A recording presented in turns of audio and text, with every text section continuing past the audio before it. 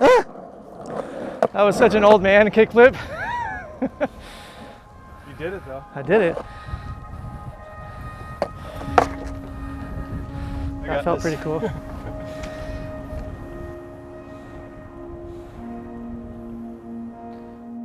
A regular day wouldn't be that painting intensive normally. It's more like deal with toy machine stuff because I still do a lot of the graphics. I do all the ads.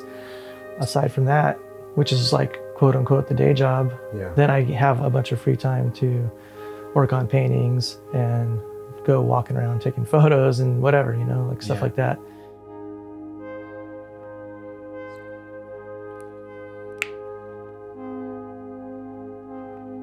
All day, every day is something creative. So I just feel so happy and blessed that I even get to be in that world where most of my things that I need to do involve creativity, either working with Ruka and then my own practice with photography and painting. It's just every day is just get up and do something, either go out and shoot photos or stay home and process photos and work on my archive. And I know I feel pretty lucky. Do you have a process of like just seeing where the motivation takes you outside of the deadlines? Graphic deadlines kind of suck sometimes because I don't know if like the way I do graphics is that efficient. So it'll just be like all day clicking, you know, to the point where my wrists are like, I can feel it. I've always had a certain work ethic, but not like your work ethic. Your work ethic is way different than mine. But I mean, it's like been there, you know? Where did your art career go after making your first graphic? The same year I turned pro, I also started painting. So I started painting in 1990. And so I was painting the whole time. In that early 90 to 95 era, being a good pro was get a photo in the mag. So you only really had to skate once a month in theory and get a good photo in the mag. And you were like, you did a great job that month, you know, because that's all there was. There was no constant need for content all the time. Like I had a lot of free time to paint. So I was making like 80 paintings a year. They were way shittier and looser than the ones I do now, but like I was nailing it as a pro, but that's not how it is now at all. You have to like really try 100% of the time. And even then you might not make it. Absolutely. And I started shooting photos in 94 too, with the express reason of doing the Project Wires Crossed. I kind of realized that I was living this charmed life, getting to travel the world and hang out with a bunch of rock stars. I think part of that was because I wasn't necessarily like living hard and fast, quote unquote. You know, I was already married, I wasn't doing drugs and stuff like that. Felt like I was more in an observer's seat, even though I was like very much a participant. I was also just a little bit removed in some way, documenting this lifestyle and all the weirdness that comes along with it. Like, the contrast between your life and their life. And that was probably the fascinating, compelling part. Whatever epiphany I had in 94 was just like, what am I doing? Like I felt like I had wasted 4 years of shooting, and people who were major players in my life, like you or Mike V, and there's like, I mean, I have some photos of you in the book, but I don't think there's any photos of Mike V in the book because that whole era of my life happened before I even started shooting photos. So I was hanging around Christian Klein, who was like a photographer for Power Edge, and he was in the zine world. So I've been doing, like, I'm kind of like a little bit involved in like the zine world, like using a photocopier to mess around with stuff. Do you have any of those zines here? I probably have some really like earlier zines. Yeah, it'd be cool just to flip through a few later. Yeah, they might be X-rated. Was being a skateboard artist something that you wanted to do? My connection with art came initially from my grandparents, I think, because they did take us to museums and stuff. So I was interested in painters and things like that. And I would draw on a sketchbook and stuff like that. I was enamored with the skate shop decks on the wall, like thinking, oh, that graphic's cool. And then like the guy at the shop's like, oh yeah, he did that. He was like, yeah, Neil, Chris Miller, like these guys do their own graphics. And I was like, what? So I was not an artist. I didn't consider myself an artist. I didn't think I was good at art or anything like that. But I remember thinking, but like as an AM, saying, gosh, if I ever turn pro, I want to do that. By the time I turned pro, I basically decided like, here I am pro now. And I like promised myself I was going to do my own graphics. The cat graphic that I did for New Deal that was your first board. That's my first board. That's like, I'm going to do it myself. And I was so self-conscious about the crappiness of it that my ad said, buy a Templeton's board, it's the one with the crappy graphics. Because I was hyper aware that. Did you tell them to put that? Yeah, I mean, yeah, that was another part of like why Toy Machine is how it is, came from New Deal. The whole idea of the New Deal was like, we're free from the restraints of vision and like having like our Powell. corporate overlord, you know, Brad Dorfman was like the George Powell, and the philosophy was like, you guys are the pros, you're in control of your image. That was his like idea. Him and Andy Howell probably came up with that. Like, we want you to be involved in your graphics. We're not just coming down like, here's your graphic from our art department. Like, it's going to be your involvement. So that also was really conducive to me like doing my own board, because I'm like, okay, they're basically telling me I'm in control of my own image, and now I wanted to do that. So here I am, like, I have to do it. I had to like pony up and make this graphic.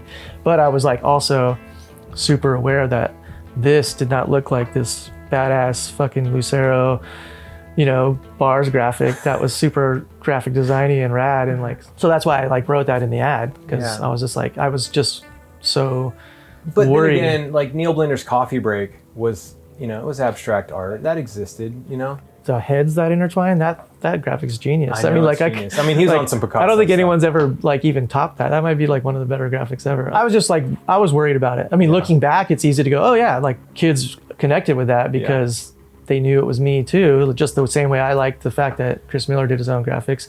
And then Toy Machine, I mean, yeah, it's like that. I've always been that, like, you guys are in control. Like, I'm gonna do stuff if you don't get back to me, but you're in charge of your graphics, you know? Yeah. Everyone knows, because I tell them all the time, every time I talk to everybody, I'm like, you're in control, send me something, you know? Like, if you have an idea, and I'll send a text out like, hey, gonna do some graphics, like, do you have any ideas? You know, Braden Hoban will be like, this is what I want, exactly, like, you know, some horror themed thing, and it gives me an idea, so it gives me somewhere to start. Yeah. But, you know, like, Miles has friends who do graphics for him, and I'm like, I encourage it. I'm like, that's rad. You know, like, I want you to be like stoked on your graphics. The transition, you know, might not be complete, but mostly you went from early 90s full skate mode to, you know, kind of being like integrated with art, and then now it's mostly art and creation of skateboard graphics. How does that kind of feel for you, you know, to be like an artist now instead of like, you know, like the skate guy for Toy Machine? Yeah, I mean, the transition was like pretty seamless in a way, because like I said, I was painting since I turned pro. So I feel like at least personally, I know from an outside view, it's different, because like what's visible is in public is way different. Like for most of the public, Ed Templeton equals skateboarder.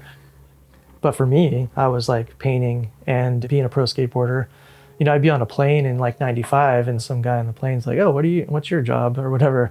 And I would have to just sit there and decide like, what do I say?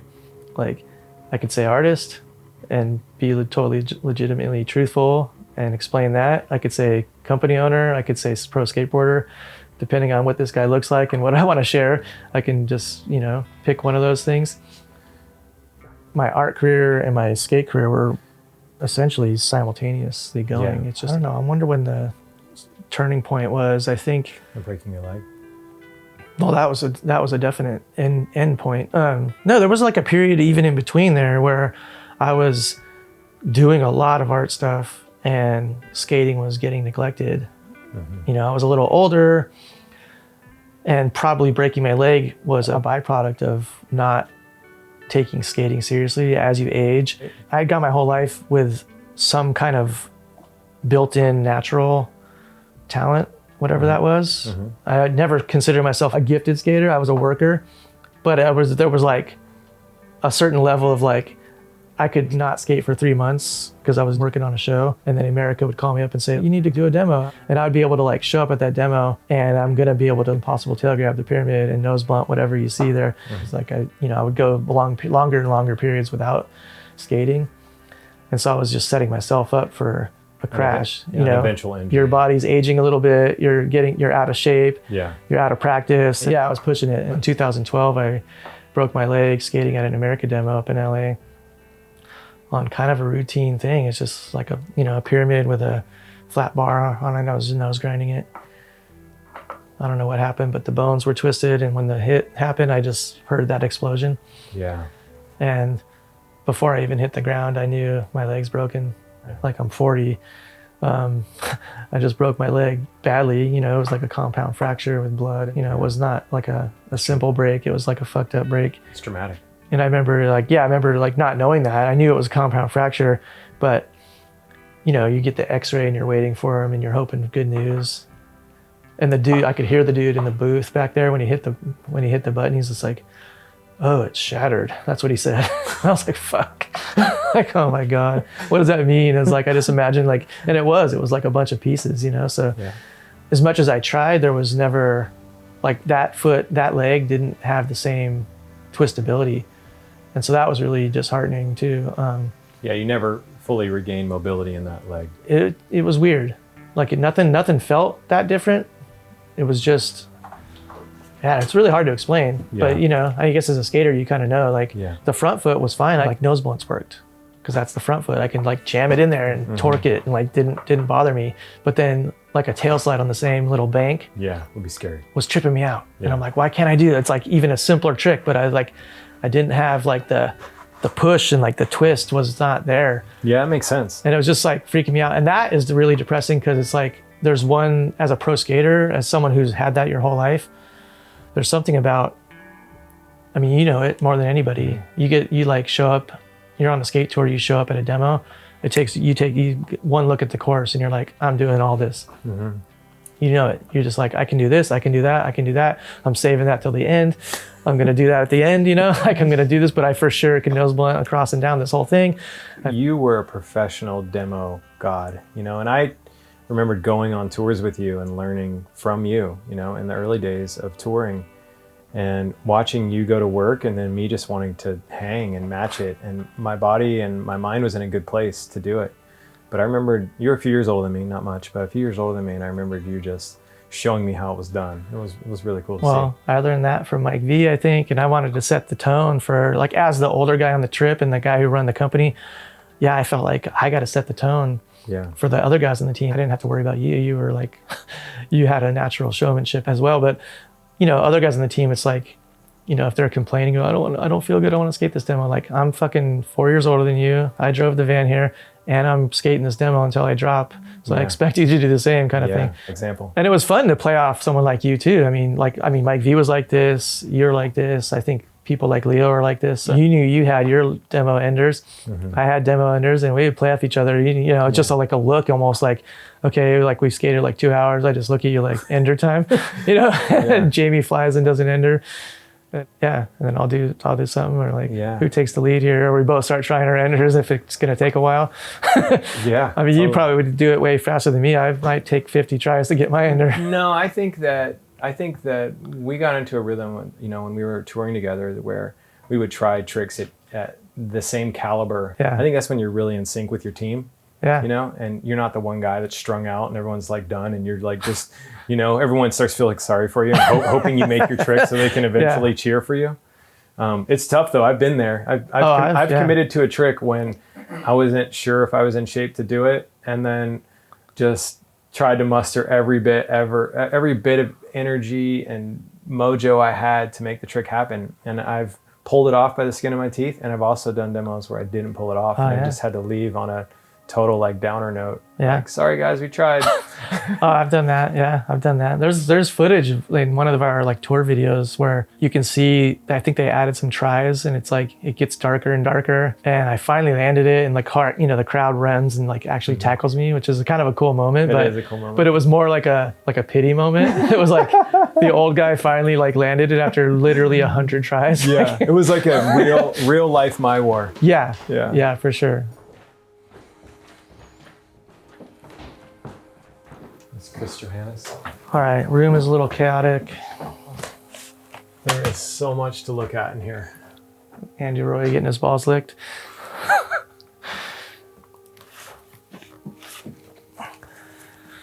So there's Jamie's first ad. And I think Ron Cameron designed this ad. This is the first ad that had Kalis in it. Yeah, it's just a photo of Kalis, yeah. So these are like the early ads. By here, I was like starting to do. You got a computer? Really, rudimentary layouts. So look at that, coming soon. It's like right there. That is crazy. What? I just realized that. That shows you how much of a hoarder I am. You called me from tour. You're on the East Coast, and you said, "My whole team quit. I need to rebuild the team, and I heard you're a hard worker. I want to know if you'd like to ride for Toy Machine and help me rebuild the team." I knew what I wanted to do, which was this like traditional, I want to ride for Plan B because Mike Chernesky makes the best videos. This is funny because I don't think I even questioned your motivation, like, or even thought that like if I was your first or second choice or something like that. But for me, it was as simple as this guy that I consider a pioneer in street skateboarding is calling me and asking me to be a part of what they're doing. No other person of this caliber is going to call me and give me this opportunity. And also at the time, Toy Machine it was raw and it had only been going for a year barely or so. Even started kind of thing. And I think you're someone who has a vision and a plan and you want it to happen the way you want it to happen. And I'm like almost the opposite, where it's like I'm ready for whatever direction, you know? You were so supportive of my vision. I'm just open to like, let's see what happens, you know? Like all my job was just to guide, like there's a certain parameter here and there that I need to make sure we don't fall out of. But there was like guardrails didn't even feel like I never had to use those guardrails. It was always like everything you wanted to do was like, fuck yeah, that sounds rad. People always say, welcome to hell. Oh my God, thanks for welcome to hell. And I always just defer to you. I'm like, my only genius move is noticing that Jamie was the guy who did to do it and just getting out of his hair. Design-wise, I was like all psyching this. Finally like absorbing my Ron Cameron teachings and getting into this like 60s sci-fi look. I was the first female cricket guy in a handrail though.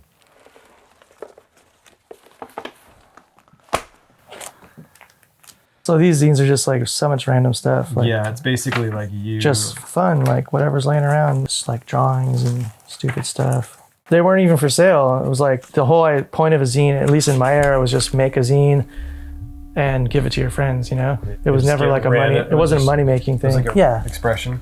Essentially just that. Scan stuff out of a sketchbook. This is like raw ads that you can make. Draw on a picture. Found photos we found in SF. Some dude with his wiener out. Rolly. Skate slides. This is like stuff from the era, you know? Yeah, these are all like stuff we use for something, so that's why they're just all collected here. Muska bump to nose grind. What does that say? I love Donnie. That's rad. I need to shoot this stuff. I'm sure Donnie would like to see that. Dang, look at these. This is Welcome to Hell right here. These are like some kind of infrared film or something that Morford shot. Yeah, I never look at this stuff. I'm surprised it's not even more dusty. Monster Squad 95. That was the trip where we met, BA. Yeah. This is your mom? Yeah. Still alive. All right, here's some history. The weed portrait. That's the one we used. Random Nandez photo? Yeah, Whoa. Chud. There's the Welcome to Hell. That's the Welcome to Hell ad. Yeah. Well, this is at the point when we knew what we had. And yeah, like we're not fucking joking. It's like, I wanted it to be like, welcome to hell, bitches. You're gonna like, this is gonna scorch your brain, you know? Like, yeah. And this was perfect. Getting this photo, this is a Theo hand photo. Yeah. At this point in time, this was berserker, you know? Like, so I was just like, you know, we're getting a 2-page ad. All of our ads were single. Filming it and going like, there's no way he can take that corner and get onto this rail and make that steep kink and make this happen. And we watched it unfold, and he took some really gnarly slams. And I remember just when he made it, I was just blown away. And I was like, wow, this is... Yeah, especially that first part. It's like so... And I just remember thinking like so that. Stylish, it was the gnarliest thing I'd ever seen with my own eyes at that time. And was he super stoned? Yeah, he was always pretty stoned. That's where the name came from, huh? Welcome to Hell, son. Or was it? I think it's a Tampa double set. Yeah, this might have came out first when we were still making the video. I think so too, but I don't think we don't have footage of that. This ad I really like too. Just like, and I remember being like, this photo is undeniably rad, and we're definitely using it. But goddamn it, he's got a Zero shirt on. Yeah. So like my response is like, oh, I'll just draw him on the other rail with a toy shirt on instead. Yeah.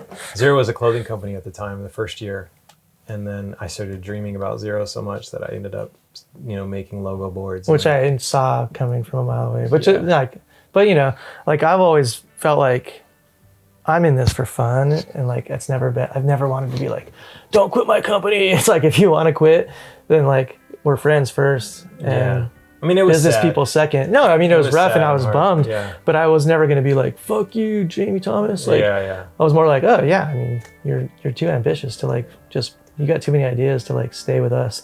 Yeah. Like you got. The cool thing is that we got to continue to travel together on Tomieto tours Yeah. and do stuff together. It was great. I always thought it was fun. Anyway. So the last few things. There's an O lane, slapping ham in East Vietnam. Oh yeah, I remember that. He's got no bags on like Yeah, super. $10,000 archive boards. That's a Mike Yeah, V. it's a Mike V slick. TV board, yeah. These are early transistor sec too, I think. Like super rudimentary. Look at how tiny that is. I could swallow that. That's the only board I really have. Or Ed did the art, yeah. Don't those holes not even look straight? Oh, whoa. They don't look straight at all. It was probably a second. That's why I took it as like a keeper board. That whole time period is so compacted. 93, I started Toy Machine. I turned pro in 90. There was like, Yeah.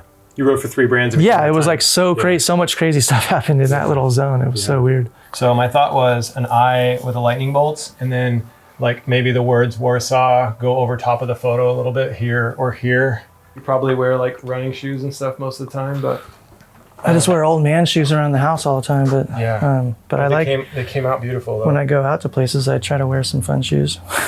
And put like a little lightning bolt on them. Nice. They came out really nice. Those look great. And that looks great too. And what's this stuff? That's just synthetic suede.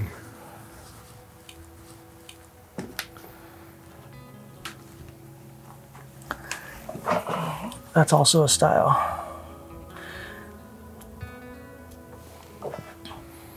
That's great. Good times. I really like the idea of launching a brand in a rough time period. Oh yeah, it's all up from here It's all in theory. up in here, yeah. If you can survive like a tough period, but that fact that some of the best, companies in the world started in, the peak of depression. I like that this is the full color version of the same art. This is all I envisioned. That's cool. I love that. It's still kind of on the sketchy side, but maybe a little less sketchy than you imagined. I just marvel at how when you go through the gauntlet with someone in your early years, which a skate tour is in general, even outside of filming video part stuff, it's like an imprint that never goes away. So what I marvel at is like, I don't see you for 5 years. 5 years, Yeah. but then when I see you, there might be a little bit of like awkwardness, but then it just goes right back to like, oh, back on tour. Yeah. Like you just know the person so well, even after all the time has passed. I feel like I know Jamie on a different level. It kind of feels like you just pick up right where you left off, like seamlessly. You look great. Thank you. Gotta remember to suck it in. Awesome. Well, thank you so much for your time, Ed. I appreciate you so much. Yeah. I can't remember if I do 2 fingers. The switch. I think it was 1. Yeah, it's just the one.